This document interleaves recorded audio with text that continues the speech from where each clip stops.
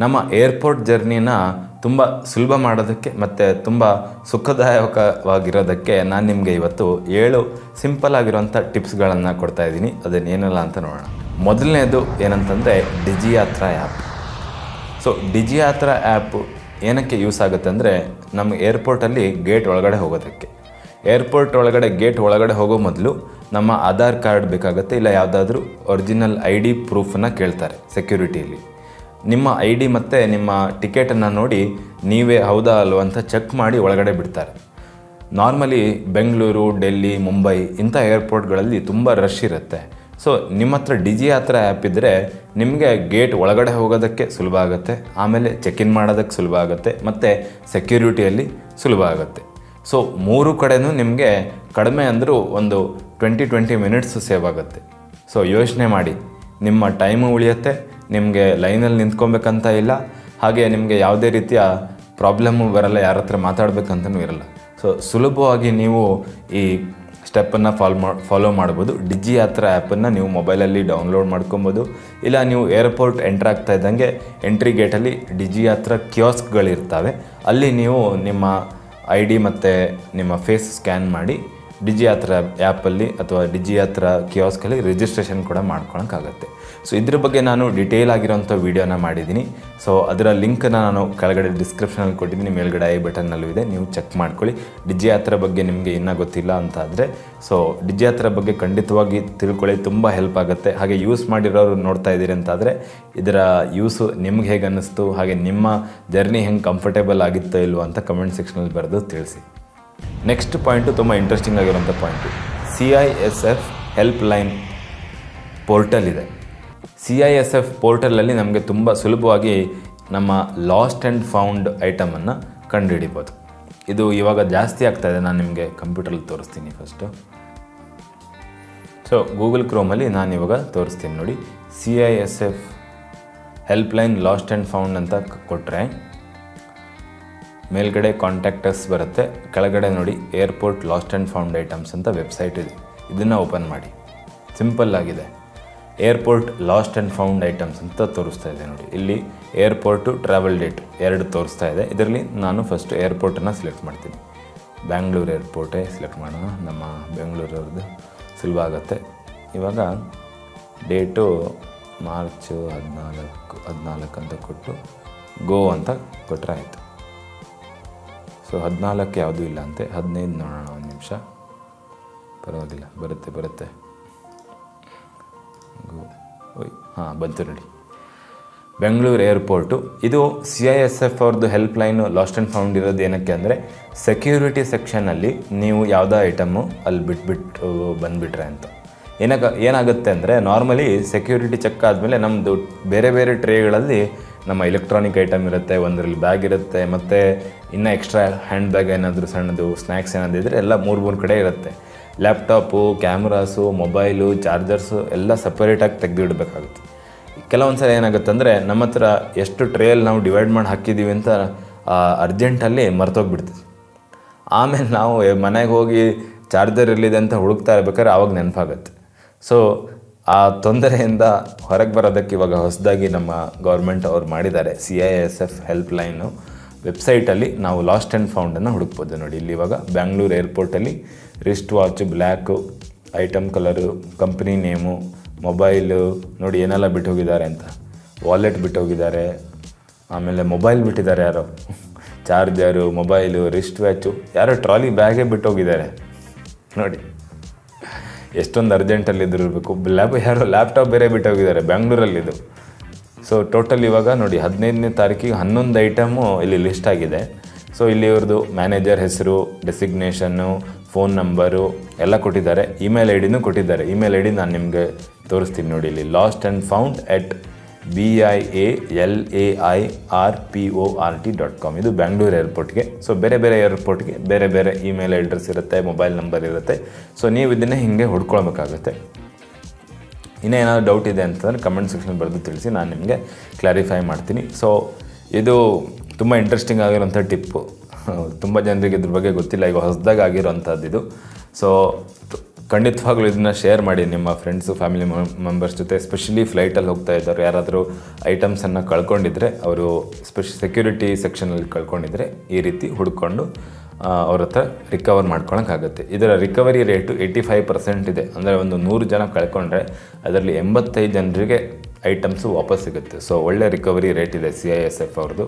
So ತುಂಬ ಚೆನ್ನಾಗಿ ಕೆಲಸ ಮಾಡ್ತಾ ಇದ್ದಾರೆ ನಮ್ಮ ಇಂಡಿಯನ್ ಏರ್ಪೋರ್ಟ್ಸು. ಮೂರನೇ ಪಾಯಿಂಟ್ ತುಂಬ ಇಂಟ್ರೆಸ್ಟಿಂಗ್ ಆಗಿರೋ ಪಾಯಿಂಟು ಏನಂದರೆ, ನಮಗೆ ತುಂಬ ಕನ್ಫ್ಯೂಸ್ ಆಗುತ್ತೆ. ಬೋರ್ಡಿಂಗ್ ಟೈಮು ಬೇರೆನಾ ಮತ್ತು ಡಿಪಾರ್ಚರ್ ಟೈಮು ಬೇರೆನಾ ಅಂತ ಗೊತ್ತಾಗಲ್ಲ.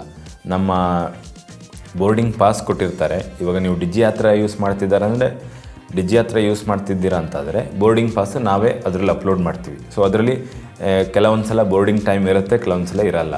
ಹಾಗೆ ನಾವು ಲಗೇಜನ್ನು ಡ್ರಾಪ್ ಮಾಡಿದಾಗ ಅಲ್ಲಿ ನಮಗೆ ಬೋರ್ಡಿಂಗ್ ಪಾಸನ್ನು ಕೊಡ್ತಾರೆ, ಪ್ರಿಂಟೆಡ್ ಬೋರ್ಡಿಂಗ್ ಪಾಸನ್ನು ಕೊಡ್ತಾರೆ. ಅದರಲ್ಲಿ ನೀವು ಕೊಟ್ಟಿಲ್ಲ ಅಂತಂದರೆ ನೀವು ಅಲ್ಲಿ ಬೋರ್ಡಿಂಗ್ ಟೈಮನ್ನು ಕೇಳ್ಕೊಳ್ಳಿ ಮತ್ತು ಗೇಟ್ ನಂಬರನ್ನು ಕೇಳ್ಕೊಬೇಕಾಗುತ್ತೆ.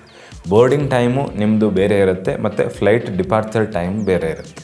ನೀವು ಫ್ಲೈಟ್ ಡಿಪಾರ್ಚರ್ ಆಗೋ ಟೈಮ್ಗೆ ಗೇಟ್ ರೀಚ್ ಆಗೋದಲ್ಲ, ನೀವು ಬೋರ್ಡಿಂಗ್ ಟೈಮ್ಗಿಂತ ಮೊದಲು ಒಂದು 10-15 ನಿಮಿಷ ಮೊದಲು ಗೇಟ್ ಹತ್ರ ರೀಚ್ ಆಗಬೇಕಾಗತ್ತೆ.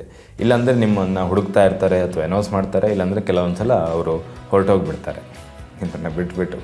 ಸದ್ಯದಲ್ಲಿ ನಮ್ಮ ಫ್ರೆಂಡಿಗೆ ಅವರು ಏರ್ಪೋರ್ಟ್ ಒಳಗಡೆನೇ ಇದ್ದರು, ಫ್ಲೈಟ್ ಅವ್ರು ಬಿಟ್ಬಿಟ್ಟು ಹೋಗ್ಬಿಟ್ರು. ಸೊ ಆಮೇಲೆ ಟ್ಯಾಕ್ಸಿ ಮಾಡಿಕೊಂಡು ಅವರು ಟ್ರಾವೆಲ್ ಮಾಡಬೇಕಾಗಿ ಬಂತು. ಸೊ ಹುಷಾರಾಗಿರಿ. ಬೋರ್ಡಿಂಗ್ ಟೈಮು ಅಂದರೆ ಇದು ಫ್ಲೈಟ್ ಒಳಗಡೆ ಹತ್ತೋದಂಥ ಟೈಮು.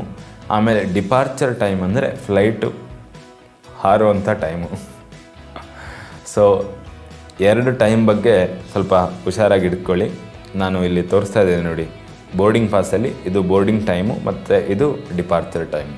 ಸೊ ಇದನ್ನು ನೀಟಾಗಿ ನೋಡಿಕೊಂಡು ನೀವು ಪ್ಲ್ಯಾನ್ ಮಾಡ್ಕೊಳ್ಳಿ. ಬೆಂಗಳೂರಲ್ಲಿ, ಡೆಲ್ಲಿಲಿ, ಮುಂಬೈಲೆಲ್ಲ ನಾವು ಸೆಕ್ಯೂರಿಟಿ ಆದಮೇಲೆ ಗೇಟ್ ಹತ್ರ ಹೋಗೋದಕ್ಕೂ ಒಂದು 10 ನಿಮಿಷ 15 ನಿಮಿಷ ಬೇಕಾಗುತ್ತೆ. ಕೆಲವೊಂದು ಸಲ ದೂರ ಇರುತ್ತೆ, ಕೆಲವೊಂದು ಸಲ ಹತ್ತಿರ ಇರುತ್ತೆ. ಸೊ ಗೇಟ್ ನಂಬರನ್ನು ನೋಡಿಕೊಂಡು ನಾವು ಪ್ಲ್ಯಾನ್ ಮಾಡ್ಕೊಬೇಕಾಗುತ್ತೆ. ಯಾಕಂದರೆ ಏರ್ಪೋರ್ಟ್ ಒಳಗಡೆ ತುಂಬ ಶಾಪಿಂಗ್ ಕಾಂಪ್ಲೆಕ್ಸ್ಗಳಿದ್ದಾವೆ, ಲಾಂಜ್ಗಳಿದ್ದಾವೆ. ನಾವು ಅಲ್ಲಿ ಮರೆತುಬಿಟ್ಟು ಆರಾಮಾಗಿ ಶಾಪಿಂಗ್ ಮಾಡ್ತಾ ಇದ್ದೀವಿ ಅಥವಾ ಲಾಂಜಲ್ಲಿ ಆರಾಮಾಗಿ ತಿಂಡಿ ತಿಂತಾ ಇದ್ದೀವಿ ಅಂತಾದರೆ ಟೈಮ್ ವೇಸ್ಟ್ ಆಗಿಬಿಡುತ್ತೆ ಮತ್ತು ಟೈಮ್ ಹೋಗಿದ್ದು ಗೊತ್ತಾಗಲ್ಲ. ಸೊ ಹುಷಾರಾಗಿರಿ, ಬೋರ್ಡಿಂಗ್ ಟೈಮನ್ನು ನೋಟ್ ಮಾಡ್ಕೊಳ್ಳಿ. 4ನೇ ಪಾಯಿಂಟು ಇಂಟ್ರೆಸ್ಟಿಂಗ್ ಆಗಿರೋಂಥ ಪಾಯಿಂಟು ಏನಂತಂದರೆ, ನಾವು ನಮ್ಮ ಸೆಕ್ಯೂರಿಟಿ ಚೆಕ್ಕು ಮತ್ತು ನಮ್ಮ ಫ್ಲೈಟನ್ನು ನಾರ್ಮಲಿ ರಶ್ ಅವರಲ್ಲಿ ನಮ್ಮ ಫ್ಲೈಟ್ ಇಲ್ಲದೇ ಇದ್ದರೆ ತುಂಬ ಒಳ್ಳೆಯದು. ರಶ್ ಅವರ್ಸ್ ಯಾವುದು ಅಂದರೆ ಬೆಳಿಗ್ಗೆ 6ರಿಂದ 8 ಗಂಟೆ ಮತ್ತು ಸಂಜೆ 6ರಿಂದ 8 ಗಂಟೆ. ಈ ಟೈಮಲ್ಲಿ ತುಂಬ ಜನ ಫ್ಲೈಟಲ್ಲಿ ಟ್ರಾವೆಲ್ ಮಾಡ್ತಾ ಇರ್ತಾರೆ. ಸೊ ಈ ಟೈಮಲ್ಲಿ ನಾವು ಏರ್ಪೋರ್ಟಿಗೆ ರೀಚ್ ಆದರೆ ನಮಗೆ ಎಲ್ಲ ಕಡೆ ಜಾಸ್ತಿ ರಶ್ ಇರುತ್ತೆ, ಎಲ್ಲ ಕಡೆ ನಮಗೆ ಲೇಟ್ ಆಗುತ್ತೆ, ನಮಗೆ ತುಂಬ ಅನ್ಕಂಫರ್ಟೇಬಲ್ ಆಗ್ಬೋದು. ಸೊ ಆದಷ್ಟು ಈ ಟೈಮನ್ನು ನಾವು ಅವಾಯ್ಡ್ ಮಾಡಿದ್ರೆ ತುಂಬ ಒಳ್ಳೆಯದು. ನಾವು ಬುಕ್ಕಿಂಗ್ ಮಾಡ್ತಾ ಇರಬೇಕಾದ್ರೆ ನಾವು 6ರಿಂದ 8 ಗಂಟೆ ಮಧ್ಯದಲ್ಲಿ ಬರೋಂಥ ಫ್ಲೈಟ್ ಬಿಟ್ಟು ಬೇರೆ ಹೊತ್ತು ಒಂದು 5 ಗಂಟೆಗೋ 4 ಗಂಟೆಗೋ ಬೆಳಗ್ಗೆ, ಇಲ್ಲ 9 ಗಂಟೆ 10 ಗಂಟೆಗೆ ಈ ರೀತಿಯ ಫ್ಲೈಟನ್ನು ತಗೊಂಡ್ರೆ ಅದು ಒಳ್ಳೆಯದಾಗುತ್ತೆ. ಯಾಕಂದರೆ ಆ ರಶ್ ಅವರು, ಪೀಕ್ ಅವರ್ ಏನಿರುತ್ತೆ ಅದನ್ನು ನಾವು ಅವಾಯ್ಡ್ ಮಾಡ್ದಂಗೆ ಆಗುತ್ತೆ. ನಮಗೆ ಬೇರೆ ಆಪ್ಷನ್ನೇ ಇಲ್ಲಾಂದರೆ ಅದನ್ನೇ ತೊಗೊಬೇಕಾಗುತ್ತೆ. ಆದರೆ ಇದನ್ನು ಸ್ವಲ್ಪ ಗಮನದಲ್ಲಿ ಇಟ್ಕೊಂಡ್ರೆ ನಮ್ಮ ಟ್ರಾವೆಲ್ ಎಕ್ಸ್ಪೀರಿಯನ್ಸ್ ಏನಿದೆ ಚೆನ್ನಾಗಿರುತ್ತೆ. ನಾವು ನಾರ್ಮಲಿ ಟ್ರಾವೆಲ್ ಮಾಡೋದು ಏನಕ್ಕಂದರೆ ಲೀಜರ್ ಪರ್ಪಸ್ಸು. ಹೆಚ್ಚಿನವರು ಇದಕ್ಕೆ ನಾವು ವೆಕೇಷನ್ಸ್ಗೆ ಅಂತ ಹೋಗ್ತಾ ಇರ್ತೀವಿ. ಸೊ ಆ ವೆಕೇಷನ್ನ ಸ್ಟಾರ್ಟಿಂಗ್ ಪಾಯಿಂಟು ಚೆನ್ನಾಗಿದ್ದರೆ ನಮ್ಮ ಟ್ರಾವೆಲು ಸುಗಮವಾಗಿರುತ್ತೆ ಮತ್ತು ಖುಷಿಯಾಗಿರೋಕ್ಕಾಗತ್ತೆ. ಇಲ್ಲ ನಾವು ಫಸ್ಟ್ಗೆ ನಮಗೆ ತುಂಬ ಟೆನ್ಷನ್ನು, ಏನೋ ಬಿಟ್ಟು ಬಂದ್ವಿ ಅದು ಇದು ಅಂತೆಲ್ಲ ಆಗಿಬಿಟ್ರೆ ಕಷ್ಟ ಆಗುತ್ತೆ. ಸೊ ನಮ್ಮ ಟ್ರಾವೆಲ್ನ ಕಂಫರ್ಟೇಬಲ್ ಮಾಡೋದಕ್ಕೆ ನಮ್ಮ ಬುಕ್ಕಿಂಗ್ ಮಾಡ್ತಾ ಯಾವ ಟೈಮಲ್ಲಿ ಪೀಕ್ ಅವರ್ಸನ್ನು ಬಿಟ್ಟು, ಇವಾಗ ಹೆಂಗೆ ಸಿಟಿ ಪೇಟೆಗಳಲ್ಲೆಲ್ಲ ಟ್ರಾಫಿಕ್ ಇರುತ್ತೋ ಅದೇ ರೀತಿ ಇವಾಗ ಏರ್ಪೋರ್ಟಲ್ಲೂ ಟ್ರಾಫಿಕ್ ಸ್ಟಾರ್ಟ್ ಆಗಿಬಿಟ್ಟಿದೆ. ಏರ್ಪೋರ್ಟಲ್ಲಿ ಫ್ಲೈಟ್ ಟ್ರಾಫಿಕ್ ಇರುತ್ತೆ, ಜನರಲ್ ಟ್ರಾಫಿಕ್ ಇರುತ್ತೆ, ಹೊರಗಡೆನೂ ಟ್ರಾಫಿಕ್ಕು, ಎಲ್ಲ ಕಡೆ ಟ್ರಾಫಿಕ್ ಇರುತ್ತೆ. ಸೊ ಆ ಟ್ರಾಫಿಕನ್ನು ಅವಾಯ್ಡ್ ಮಾಡಿದ್ರೆ ನಮ್ಮ ಟ್ರಾವೆಲ್ ಎಕ್ಸ್ಪೀರಿಯೆನ್ಸು ಚೆನ್ನಾಗಿರುತ್ತೆ. ನೆಕ್ಸ್ಟು ಇಂಪಾರ್ಟೆಂಟ್ ಆಗಿರೋಂಥ ಪಾಯಿಂಟು, ಸ್ಪೆಷಲಿ ಮೊದಲನೇ ಸಲ ಅಥವಾ ಸದ್ಯಕ್ಕೆ ಇವಾಗ ತುಂಬ ಟೈಮ್ ನಂತರ ಟ್ರಾವೆಲ್ ಮಾಡ್ತಿದ್ದೀರಾ ಅಂತಂದರೆ ಇದು ಪಾಯಿಂಟ್ನ ಗಮನವಿಟ್ಟು ಕೇಳಿ. ಏನಂದರೆ ಈ ಸೂಟ್ ಕೇಸಸ್ಸು ಮತ್ತು ಸೂಟ್ ಕೇಸ್ನ ಸೈಜು, ಕ್ಯಾರಿ ಆನ್ ಮತ್ತು ಚೆಕ್-ಇನ್ ಎರಡರದ್ದು ಸೂಟ್ ಕೇಸ್ ಸೈಜು ಬೇರೆ ಬೇರೆ ಇರಬೇಕು. ಚೆಕ್-ಇನ್ ಸೈಜು 15 kg ಡೊಮೆಸ್ಟಿಕ್ಕಲ್ಲಿ, ಮತ್ತು ನೀವು ಇಂಟರ್ನ್ಯಾಷನಲ್ ಹೋಗ್ತಿದ್ದೀರಾ ಅಂತಂದರೆ 20, 25, 30, 35 ಹಾಗೆ ಬೇರೆ ಬೇರೆ ವೆಯ್ಟ್ಗೆ ನೀವು ತಗೊಂಡು ಹೋಗೋಕ್ಕಾಗುತ್ತೆ. ಹಾಗೆ ಚೆಕ್-ಇನ್ನು ಯಾವಾಗಲೂ, ಕ್ಯಾರಿ ಆನು ಯಾವಾಗಲೂ 7 kg ಇರುತ್ತೆ, ಅದಕ್ಕಿಂತ ಜಾಸ್ತಿ ನಾರ್ಮಲಿ ಇರೋಲ್ಲ. ಜಾಸ್ತಿ ಇದ್ದರೆ ಒಂದು 10 kg ಇರುತ್ತೆ ಅಷ್ಟೇ. So carry on suitcase size stipulated ಸೈಜೇ ಇರಬೇಕು. ಅದಕ್ಕಿಂತ ದೊಡ್ಡದಿದೆ ಅಂತಂದರೆ ನಿಮಗೆ ಅದನ್ನು ಚೆಕ್ ಇನ್ ಮಾಡೋಕ್ಕೆ ಹೇಳ್ತಾರೆ. ಎಲೆಕ್ಟ್ರಾನಿಕ್ ಐಟಮ್ಸ್ನ ಸಪ್ರೇಟಾಗಿ ಇಟ್ಕೊಂಡು ನೀವು ಇದನ್ನು ಚೆಕ್ ಇನ್ ಮಾಡಿಬಿಡಿ ಅಂತ ಹೇಳ್ತಾರೆ. ಆವಾಗ ನಮ್ಮ ವ್ಯಾಲ್ಯೂಯಬಲ್ ಐಟಮ್ಸು ಅಥವಾ ಸ್ಪೆಷಲ್ ಆಗಿರುವಂಥ ಗೋಲ್ಡು ಅದು ಇದು ಅಂತೆಲ್ಲ ಕ್ಯಾರಿ ಮಾಡ್ತಾಯಿದ್ರೆ ನಮ್ಮ ಬ್ಯಾಗ್ ಕಳ್ಕೊಳ್ಳೋಂಥ ಚಾನ್ಸಸ್ ಇರುತ್ತೆ. ಹಾಗೆ ನಮ್ಮ ಬ್ಯಾಗ್ ಡ್ಯಾಮೇಜ್ ಆಗ್ಬೋದು. ಸೊ ಈ ರೀತಿಯ ಒಂದು ತೊಂದರೆಗೆ ನೀವು ಒಳಗಾಗಬಾರ್ದು ಅಂತಂದರೆ ನಿಮ್ಮ ಕ್ಯಾರಿ ಆನ್ ಲಗೇಜ್ನ ಸೂಟ್ ಕೇಸ್ನ ಸೈಜ್ನ ಚೆಕ್ ಮಾಡ್ಕೊಳ್ಳಿ. ನೀವು ಯಾವ ಏರ್ಲೈನಲ್ಲಿ ಹೋಗ್ತಾ ಇದ್ದೀರಾ ಅವರ ವೆಬ್ಸೈಟಲ್ಲಿ ನಮಗೆ ಅವರ ಕ್ಲಿಯರ್ ಆಗಿರೋಂಥ ಸೂಟ್ ಕೇಸ್ ಸೈಜಸನ್ನು ಕೊಡ್ತಾರೆ. ನಾನು ನಿಮಗೆ ಇಲ್ಲಿ ತೋರಿಸ್ತಾ ಇದ್ದೀನಿ ನೋಡಿ ಲಿಸ್ಟು. ಇದರಲ್ಲಿ ಕ್ಲಿಯರಾಗಿ ಕೊಟ್ಟಿದ್ದಾರೆ ಯಾವ್ಯಾವ ಏರ್ಲೈನಲ್ಲಿ ಯಾವ್ಯಾವ ಸೈಜ್ ಇದೆ ಅಂತ. ನೀವು ಟ್ರಾವೆಲ್ ಮಾಡ್ತಾ ಇರ್ಬೇಕಾದ್ರೆ ನೀವು ಒಂದು ಸಲ ಚೆಕ್ ಮಾಡಿಕೊಂಡ್ರೆ ತುಂಬ ಒಳ್ಳೆಯದಾಗತ್ತೆ. ಇಲ್ಲ ಕೆಲವೊಂದು ಸಲ ಏನಾಗುತ್ತೆ ಅಂದರೆ ನಾವು ಏನು ಮಾಡ್ತೀವಿ ಅಂದರೆ ಕ್ಯಾರಿ ಆನ್ ಸೂಟ್ ಕೇಸನ್ನು ಅವರು ವೆಯ್ಟ್ ಚೆಕ್ ಮಾಡೋದು ಅಂತ ಹೇಳಿದ್ರಲ್ಲಿ ಒಂದು 4-5 kg ಜಾಸ್ತಿ ಹಾಕ್ಬಿಡ್ತೀವಿ. ಆಮೇಲೆ ಅವರು ಚೆಕ್ ಮಾಡಿ ಎಕ್ಸ್ಟ್ರಾ ಪೇಮೆಂಟ್ ಕೇಳಿದ್ರು ಅವಾಗ ನೀವು ಎಕ್ಸ್ಟ್ರಾ ಪೇಮೆಂಟ್ ಬೇರೆ ಕೊಡಬೇಕು. ಸೊ ಆಮೇಲೆ ಸೂಟ್ ಕೇಸು ಚೆಕ್ ಇನ್ ಮಾಡೋಕ್ಕೆ ಹೇಳ್ತಾರೆ. ಸೊ ಇದ್ರ ಬಗ್ಗೆ ಕಾಳಜಿ ವಹಿಸಿ ಕ್ಯಾರಿ ಆನು ಚೆಕ್ ಇನ್ ಸೂಟ್ ಕೇಸ್ ಬಗ್ಗೆ.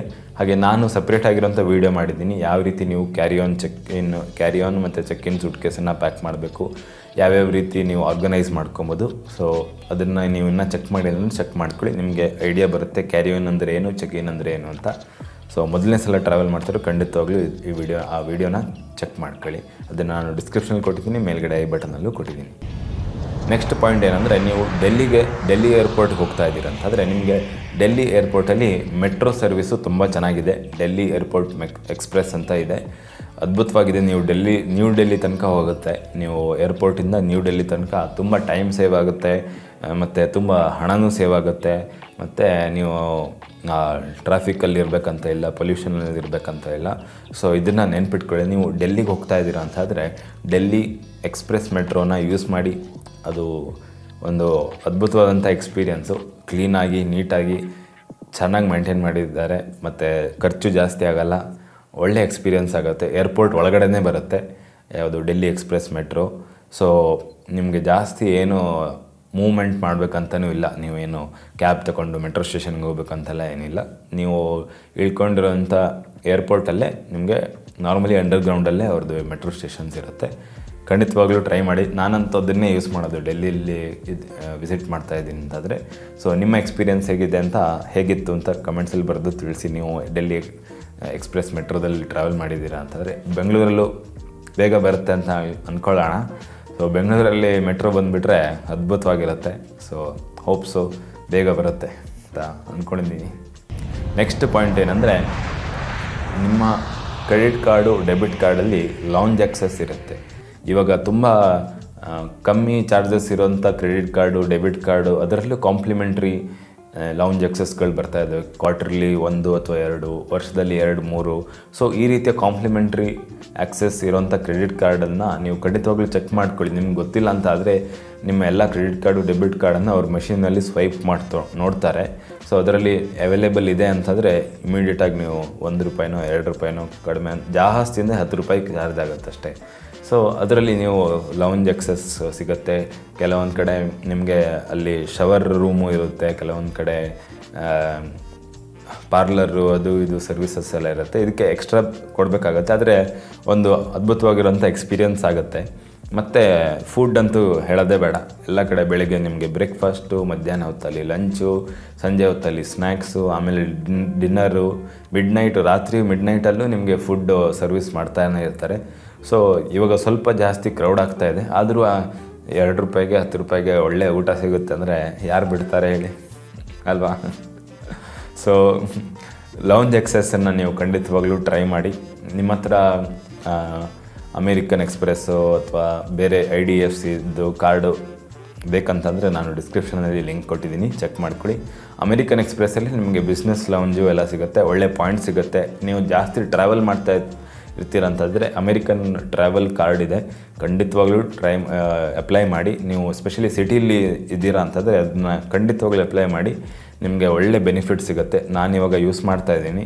ಸೊ ಅದರಲ್ಲಿ ನಿಮಗೆ ಮುಂದೆ ಪಾಯಿಂಟ್ಸ್ ಬರುತ್ತೆ. ಪಾಯಿಂಟ್ಸಿಂದ ನೀವು ಫ್ಲೈಟನ್ನು ಬುಕ್ ಮಾಡ್ಬೋದು ಅಥವಾ ನೀವು ಒಳ್ಳೆ ಹೋಟೆಲ್ ಸ್ಟೇಯನ್ನು ಬುಕ್ ಮಾಡ್ಬೋದು. ಸೊ ಈ ರೀತಿ ತುಂಬ ಆಪ್ಷನ್ಸ್ಗಳಿದ್ದಾವೆ. ರಿವಾರ್ಡ್ ಪಾಯಿಂಟ್ಸ್ ಚೆನ್ನಾಗಿ ಸಿಗುತ್ತೆ.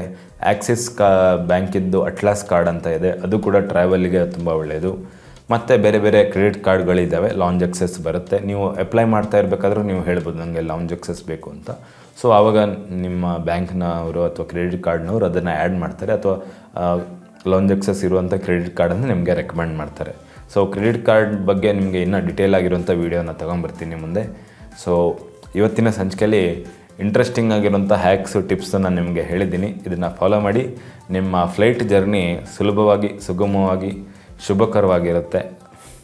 ಸೊ ನಿಮ್ಮ ಎಕ್ಸ್ಪೀರಿಯನ್ಸನ್ನು ಕಮೆಂಟ್ಸಲ್ಲಿ ಬರೆದು ತಿಳಿಸಿ, ಯಾವ ರೀತಿ ನಿಮ್ಮ ಫ್ಲೈಟ್ ಎಕ್ಸ್ಪೀರಿಯನ್ಸು ಜರ್ನಿ ಇತ್ತು ಅಂತ. ಸೊ ಇವತ್ತಿನ ಸಂಚಿಕೆ ಹೇಗೆ ಅನ್ನಿಸ್ತು ಅಂತ ಕಮೆಂಟ್ಸಲ್ಲಿ ತಿಳಿಸಿ. ಮತ್ತು ನಿಮ್ಮ ಫ್ರೆಂಡ್ಸ್, ಫ್ಯಾಮಿಲಿ ಮೆಂಬರ್ಸ್ ಜೊತೆ ವೀಡಿಯೋನ ಶೇರ್ ಮಾಡಿ. ಸ್ಪೆಷಲಿ ಫ್ಲೈಟಲ್ಲಿ ಮೊದಲನೇ ಸಲ ಹೋಗ್ತಾ ಇರೋರಿಗೆ ಅವ್ರಿಗೆಲ್ಲ ಇದನ್ನು ಶೇರ್ ಮಾಡಿ. ಮತ್ತು CISF ಅವ್ರದ್ದು ಲಾಸ್ಟ್ ಆ್ಯಂಡ್ ಫೌಂಡ್ ಬಗ್ಗೆ ಎಲ್ಲರಿಗೂ ಶೇರ್ ಮಾಡಿ. ಇದ್ರ ಬಗ್ಗೆ ತುಂಬ ಜನರಿಗೆ ಗೊತ್ತಿಲ್ಲ ಇನ್ನು. ಸೊ ಯಾರಾದರೂ ಐಟಮ್ಸ್ ಕಳ್ಕೊಂಡಿದ್ರೆ ಸುಲಭವಾಗಿ ನಾವು ವಾಪಸ್ ಪಡ್ಕೊಬೋದು. ಮತ್ತೆ ಮುಂದಿನ ಸಂಚಿಕೆಯಲ್ಲಿ ಭೇಟಿಯಾಗೋಣ. ನಮಸ್ಕಾರ, ಧನ್ಯವಾದಗಳು, ಶುಭವಾಗಲಿ.